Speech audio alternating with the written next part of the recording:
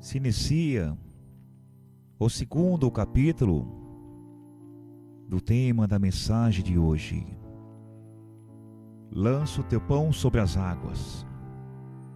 Glória em nome do Senhor. O trigo e a cevada, irmãos, matérias-primas para a fabricação do pão, que é tão importante dentro da cultura destes povos, irmãos.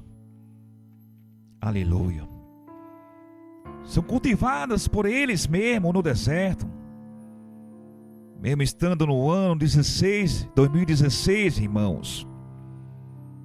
Mas muitos dos povos que ainda vivem nos desertos, irmãos, do Oriente Médio, ainda cultivam seus cereais. Você já se perguntou, irmão e irmã, como é que pode existir uma plantação no deserto? Ou como é que pode, glória ao nome do Senhor, como, irmão, como é que pode uma lavoura resistir ao sol e ao calor escaldante do deserto? Eu pensei agora que talvez nesses nossos dias até seja fácil fazer isso. Temos tecnologia de sobra para fazer isso acontecer. Mas você já parou para pensar como isso era feito pelo povo de Israel há muitos e muitos anos atrás? Antes mesmo do tempo de Jesus, irmãos.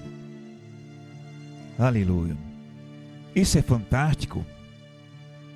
Já ouvi diversas vezes a respeito das chuvas que ocorrem por lá no Oriente Médio, temporão e asteroide.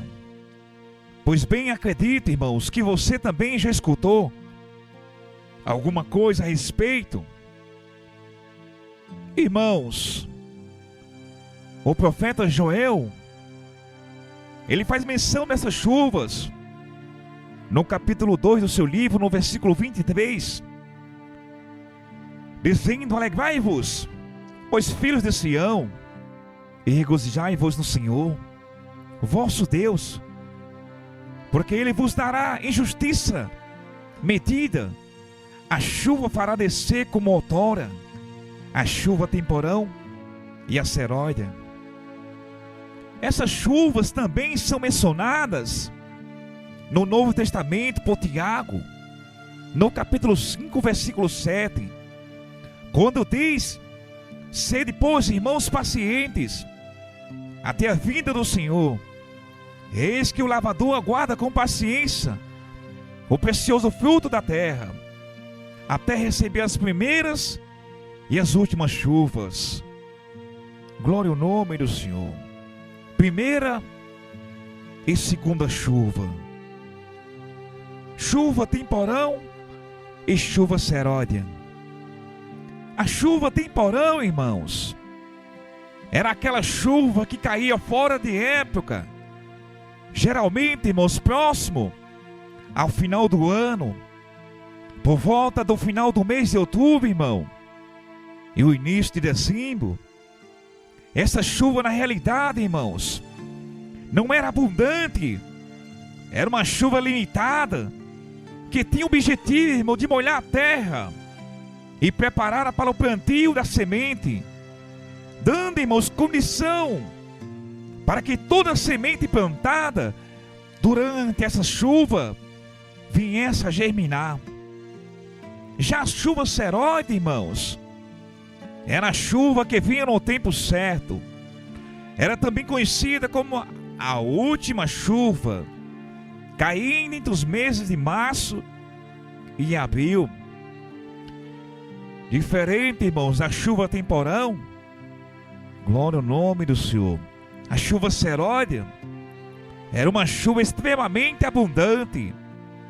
A semente já tinha germinado por causa da chuva temporão, e a planta tinha crescido devido às escassas chuvas que cai entre a chuva temporão e a chuva seróide. Então o objetivo, irmãos, da chuva seróide não era fazer semente germinar ou fazer a planta crescer, pois quando ela caía, isso já tinha acontecido. O papel da chuva seróide, irmão, era fazer as plantações frutificarem. Pois bem, irmãos, agora chegamos, irmãos, aonde realmente me senti preso nesta meditação, dessa passagem tão gloriosa de Eclesiastes 11, versículo 1, sobre esse verso, irmão, tão lindo, aleluia. Sabendo que o plantio, irmão, ocorre entre os meses de outubro a dezembro, e por ocasião da chuva temporã, irmão, e por conseguinte, irmãos, temos a colheita acontecendo logo após a chuva seróide, onde se tem o fortalecimento dos frutos, e entre o plantar e o colher temos poucos meses, cerca de 7 meses, mas entre a colheita do ano e a próxima colheita temos quase um ano de intervalo.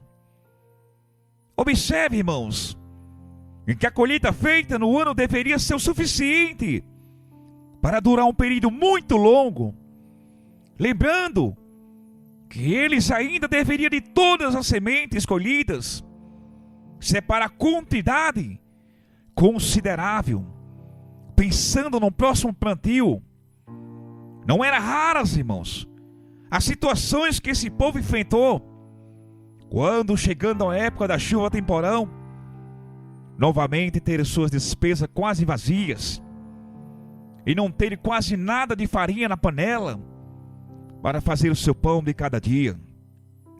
No livro de Gênesis, irmãos, no capítulo 12, no versículo 10, está escrito, irmãos, que havia fome naquela terra, e desceu Abraão ao Egito para peregrinar ali, porquanto a fome era grande na terra. Glória ao nome do Senhor. Em Gênesis capítulo 26, irmãos, verso 1, e havia fome na terra, além da primeira fome que foi nos dias de Abraão. Por isso foi Isaque e Abimeleque, rei dos filisteus, em Gerar. Em Gênesis capítulo 41, irmãos, no versículo 54 ao 57, diz que começaram a vir uns 7 anos de fome, como José tinha dito, e havia fome em todas as terras, mas em toda a terra do Egito havia pão. E tendo toda a terra do Egito fome, clamou o povo a Faraó por pão. E Faraó disse a todos os egípcios: inde a José, o que ele vos disser fazei. E havendo, pois, fome sobre toda a terra, abriu José tudo em que havia mantimento, e vendeu os egípcios, porque a fome prevaleceu na terra do Egito.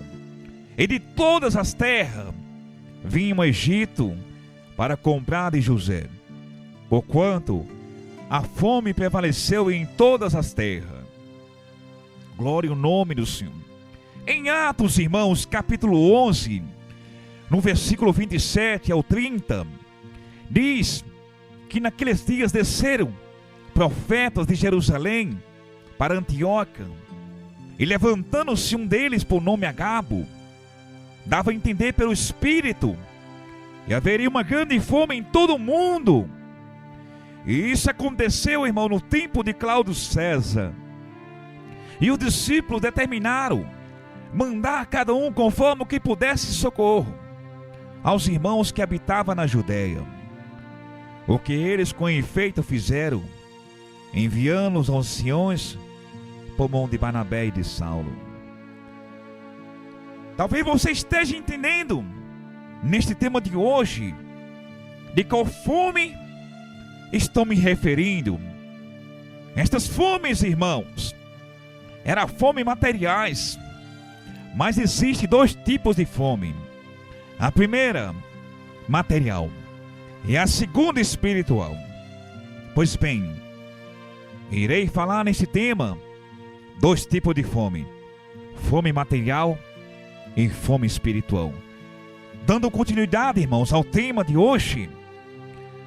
Esta época, irmãos, era uma época de grande aperto e de decisão também. Os chefes de família, chefes dos grupos de pessoas que viviam, irmãos, no povoado, deveriam decidir se aguentaria passar um breve período de escassez e até fome, ou se lançaria a mão dos grãos que guardados estavam para ser usados como semente no plantio. É que estava prestes, irmãos, a acontecer. Isso era tão sério, irmãos, pois determinava se a família, se o povoado teria seus celeiros reabastecidos para a próxima temporada, ou se seria um povoado extinto pela escassez de recursos e alimento. Por um lado, irmãos, a fome assolando famílias, quiçá uma vida inteira. Por outro lado, havia pão guardado. Pouco pão, é verdade, mas havia de qualquer forma este pão guardado em celeiros. Será que você consegue ver diante dos seus olhos esta mensagem de hoje, clara, por trás dessa pequena frase, por trás desse pequeno verso, que é o verso primeiro deste livro de Eclesiastes? Talvez depois de eu falar um pouco acerca dos índices de fome no mundo, você ficará consciente, irmão e irmã, você que está ouvindo esse tema hoje, de como o mundo está vivendo um caos. Para vocês terem ideia, a ONU diz que 800 milhões de pessoas ainda sofrem com fome e pobreza. Índice global, irmãos, da fome revela que 56 países têm graves problemas com fome e pobreza. Segundo o relatório, irmãos, 795 milhões de pessoas ainda passam fome no mundo, irmãos. Na última década, irmãos, mais de 167 milhões saíram desta situação. Glória ao nome do Senhor. Em 25 anos, irmãos, o número foi reduzido em 2016. Milhões. A América Latina e a Ásia registraram os progressos particularmente positivos. Já o continente africano continua em alerta vermelho. De acordo, irmãos, com a FAO, em África, há mais de 200 milhões de pessoas subalimentadas, o que representa 23,2% da população do continente. Esta é a mais alta taxa de prevalência de qualquer região do mundo. Atualmente, irmãos, 24 países africanos enfrentam crises alimentares, o dobro, irmãos, do que em 1990. Nós temos algumas regiões, irmãos, que definitivamente ficaram para trás. Os países asiáticos que estão em conflito, como a Síria, o Iraque, o Iêmen e a África Central subsaariana, são as regiões que concentraram, irmãos, e que concentram a fome no mundo. Se inicia o terceiro capítulo do tema da mensagem de hoje: lança o teu pão sobre as águas.